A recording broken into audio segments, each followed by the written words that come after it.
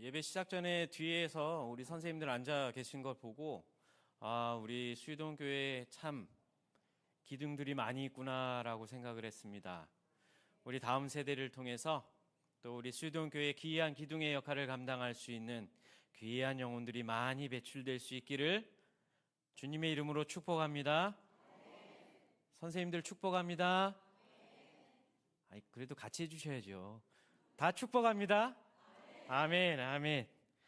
오늘 말씀의 제목은 너는 복이 될지라 라는 제목으로 하나님의 말씀을 함께 생각해 보려고 합니다.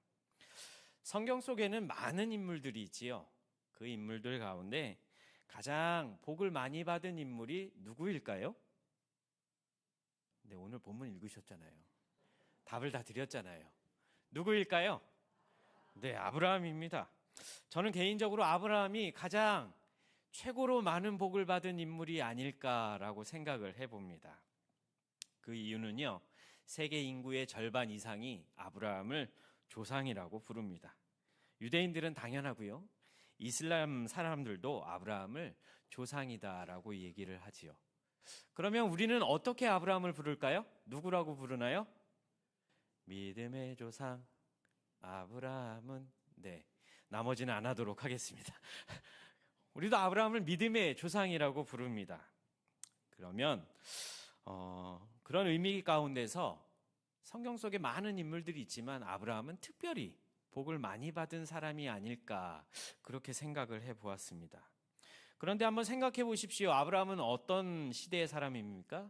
주전 2200년 전의 사람이지요. 따져보면 4000년, 4500년 전의 사람이었습니다. 그리고 하나님께서는 75세 된 아브라함을 부르셨고요. 그리고 175세가 된 해에 하나님의 부르심을 입었던 사람이기도 합니다. 하나님의 부르심을 받고 100년 동안 세상을 살면서 하나님께서 약속하신 그대로 응답을 받았던 인물이 아브라함이었다라는 것입니다. 75세에 저 중동 어느 시골에 살았던 할아버지가 4000년이라는 시간이 지난 지금 현재를 살아가는 모든 그리스도인들에게 영향을 미치고 있다는 것, 그것이 참으로 대단한 것이 아닐까 생각해 봅니다. 대단하죠? 예. 대단하죠? 우리가 만나보지도 못했던 그 인물이 4000년이라는 시간이 지난 지금까지도 현재를 살아가는 저와 여러분에게도 믿음의, 신앙에 좋은 영향력을 미칠 수 있다는 것은 하나님이 복 주시지 않으면 가능하지 않다는 것입니다. 사랑하는 여러분, 하나님은 이렇게, 하나님의 선택은 이렇게 위대하시다는 것을 꼭 잊지 마시기 바랍니다. 하나님께서는 어느 시골에 사는 이름도 잘 알려지지 않은 노인, 75세나 되었던 그 노인을 선택하셨는데 4000년이 지난 지금에도 그 노인의 이름, 그 노인이 가지고 있던 믿음, 하나님을 향한 신앙이 여전히 현대를 살아가는 그리스도인들에게 영향을 미치고 있다는 것, 이것 정말 놀라운 일 아닌가요? 그죠? 혹시 오늘 예배의 자리에 참석하신 여러분들 가운데 나의 믿음이 우리 믿음의 후대들에게, 믿음의 자손들에게, 사랑하는 자녀들에게 아브라함과 같은 그런 믿음에 좋은 영향력을 미치고 싶다라고 생각하시는 분이 계시는지요? 정말 아멘이십니까? 그러면 오늘 말씀을 통해서 답을 알려드리도록 하겠습니다.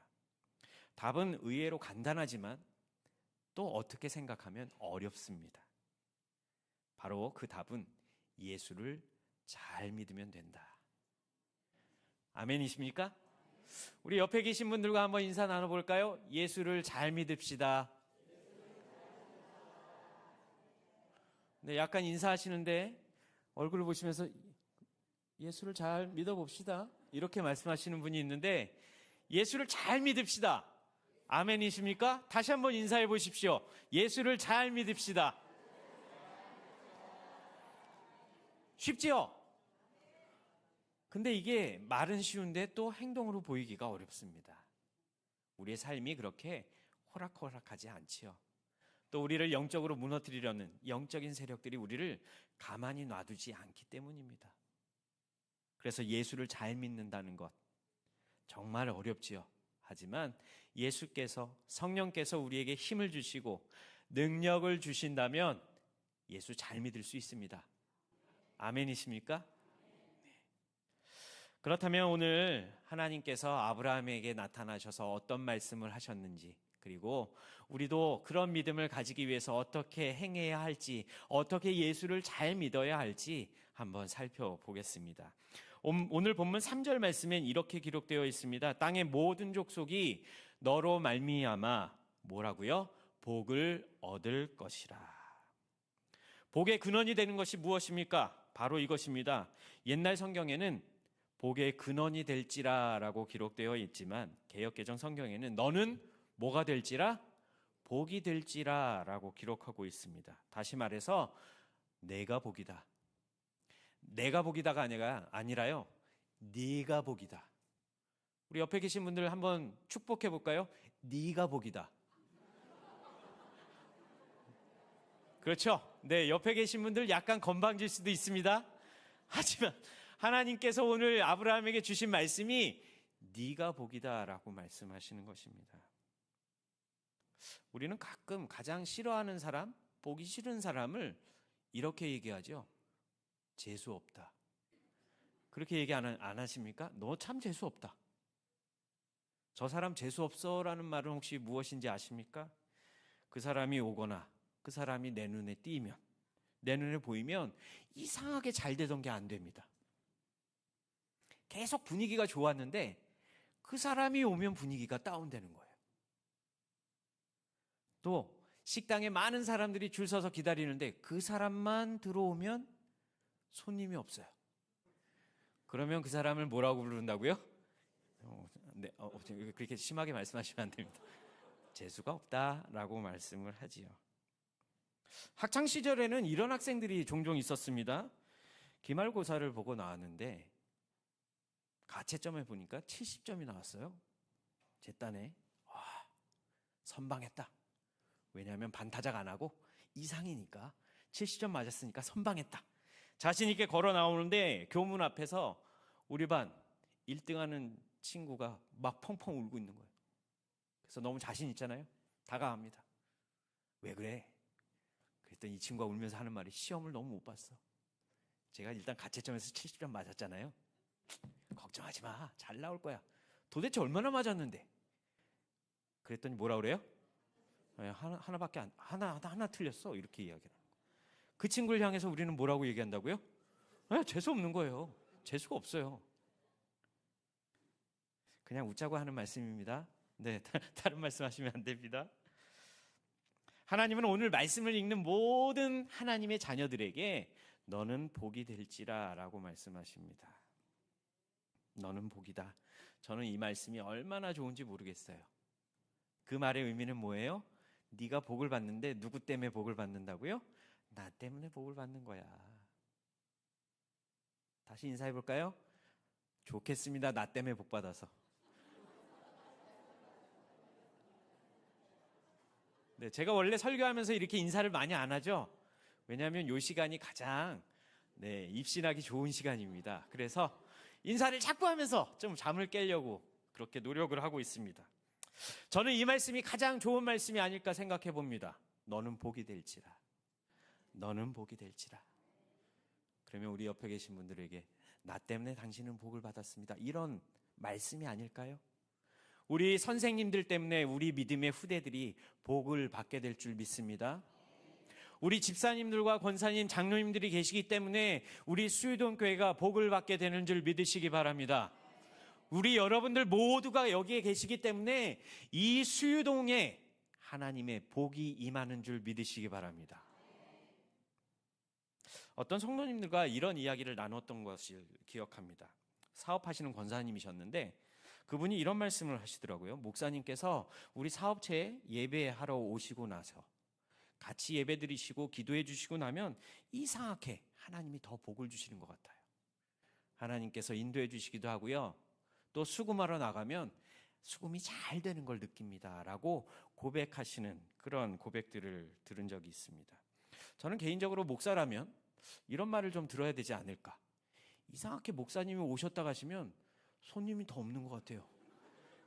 장사가 잘 안 돼요 라는 말보다 목사님이 우리 사업체를 위해서 예배해 주시고 기도해 주시고 나니까 하나님이 복을 주십니다. 얼마나 감사해요? 라고 이런 이야기를 좀 들었으면 얼마나 좋을까 생각해 봅니다. 저는 개인적으로 청년부를 담당하고 있잖아요. 우리 청년들 시험 때는 찾아가면 좀 위험하긴 하지만 찾아가서 밥도 사주면서 축복기도 해주면서 기말고사 잘 볼 수 있도록, 또 사업체를 방문해서 사업을 갖고 있지는 않지만 직장에 가서 우리 청년들을 통해서 청년들이 믿는 하나님을 증거할 수 있는 청년들이 되게 해달라고, 시험 성적을 가지고 하나님 살아계심을 보여줄 수 있도록. 네, 진아가 기말고사를 보고 있죠. 우리 진아 선생님이 기말고사를 보고 있는데, 네, 그런 축복들이 우리 선생님들을 통해서, 또 우리 성도님들을 통해서, 또 우리 가정을 통해서, 사업체를 통해서 너 때문에 복을 받는 거야 라고 보여줄 수 있는, 증거할 수 있는 저와 여러분의 삶이 되기를 축복합니다. 그런 의미에서 다시 한번 옆에 계신 분들과 인사 나누겠습니다. 복의 근원이신 당신 정말 부럽습니다.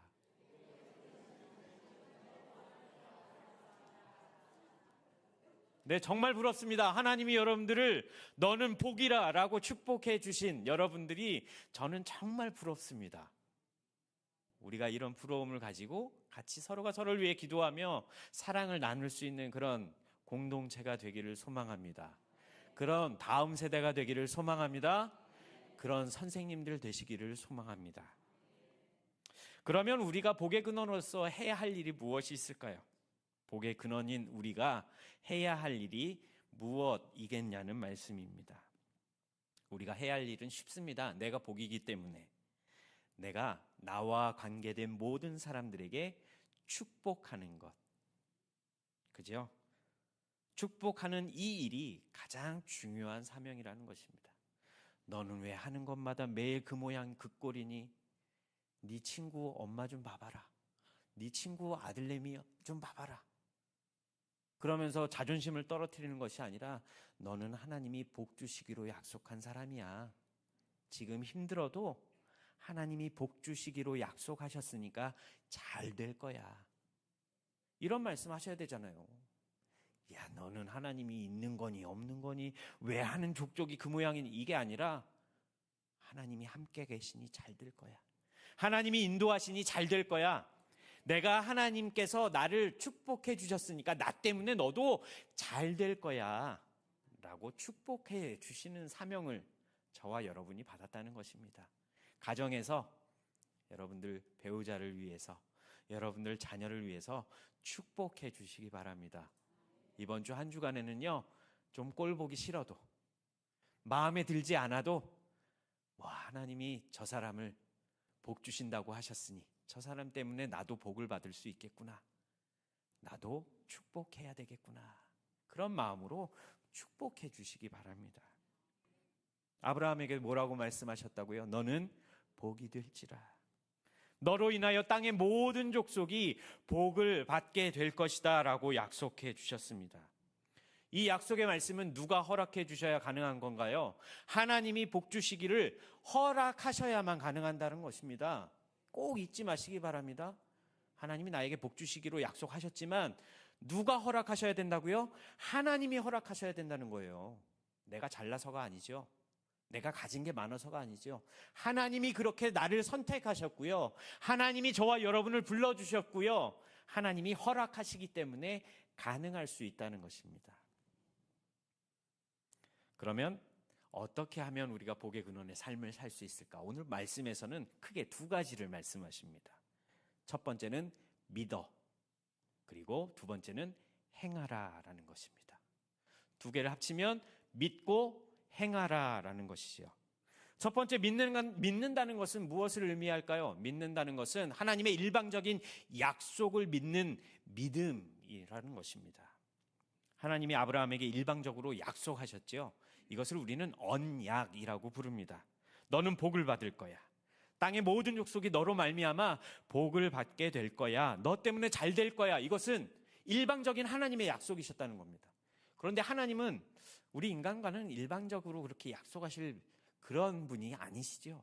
왜냐하면 하나님은 전지전능하신 하나님이시고 스스로 계시는 하나님이시기 때문에 낮고 천한 피조물인 인간과는 약속하실 필요가 없는 하나님이시라는 거예요. 하지만 인간과 약속하셨다는 것, 하나님께서 약속을, 언약을 주셨다는 것은 어떻게 보면 하나님 편에서 보면 손해 아닐까요? 하나님께서 손해를 보시는 거예요. 하나님은 천지를 창조하신 창조주 하나님이심에도 불구하고 피조물인 인간과 약속하셨기 때문이죠. 그런데 스스로 존재하시는 하나님, 전지전능하신 하나님께서 약속하셨다는 것은 무엇을 의미합니까? 인간과의 약속이라는 굴레 속으로 전지전능하신 무한하신 스스로 계신 하나님께서 직접 그 안에 들어가셨다라는 것입니다. 하나님께서 우리하고 약속하시면 어떻게 하셔야 되죠? 약속을 지키셔야 되잖아요. 반드시 지키셔야 되는 거예요. 스스로 계시는 하나님께서, 천지를 창조하신 하나님께서 피조물인 인간과 약속하시고 무엇을 필요로 하실까요? 하나님은 필요하신 게 없으실 거예요. 하나님이 어차피 손해 보시는 것임에도 불구하고 손해를 감당하시면서도 하나님의 자녀들, 피조물인 인간과 약속을 선포하셨다는 거예요. 그것도 쌍방이 아니라 일방적으로 약속하셨다는 것입니다. 자녀를 키우는 부모에게 자녀에게 바라는 것이 무엇이 있을까요? 물론 좋은 직장, 좋은 학업, 그리고 남부럽지 않은 가정을 꾸미는 것도 하나의 소원이 될 수 있을 것 같습니다. 하지만 그것보다 더 중요한 바람이 있죠. 바로 개구장이라도 좋으니 뭐하게만 자라다오? 네, 튼튼하게만, 건강하게만 자라다오라고 이야기합니다. 여기에는 무슨 의미가 포함되어 있지요? 내가 너의 부모가 너의 먹을 것, 입을 것, 잠자는 것, 공부하는 것 내가 다 책임질 테니까 너는 걱정하지 말고 그저 뭐하게? 행복하게 건강하게 살아만 다오. 하나님의 약속의 그 의미가 이런 뜻이 아닐까요? 내가 모든 것 책임질 테니까 너는 건강하게 행복하게 이 세상의 삶을 살면 된다라고 말씀해 주시는 이런 부모와 같은 마음이 아닐까, 저는 그렇게 생각을 해봅니다. 이런 부모님이 혹시 계실까요? 야, 어떤 연구기관에서 대학교 졸업할 때까지 약 3억이 든대.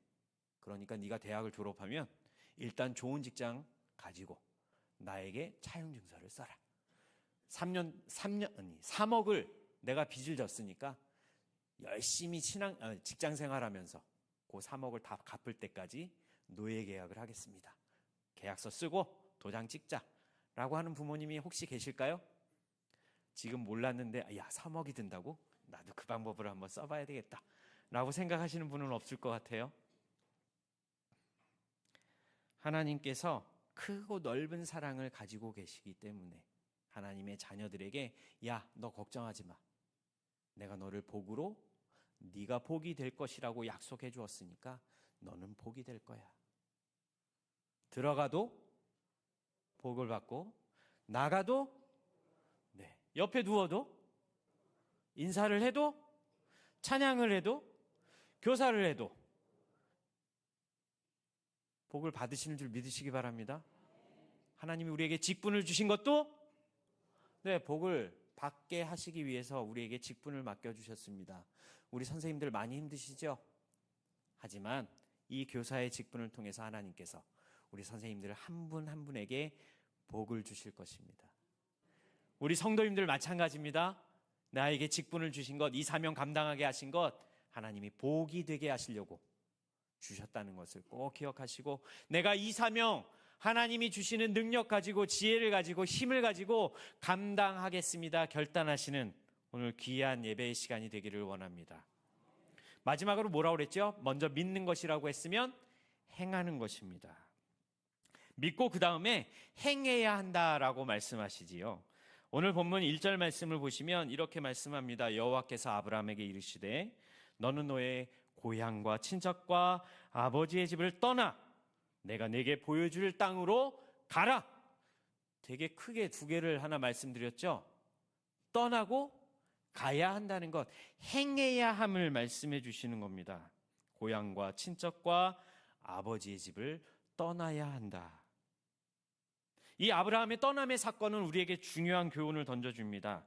우리가 세상을 살아갈 때도 우리가 떠나가야 할 것이 있습니다.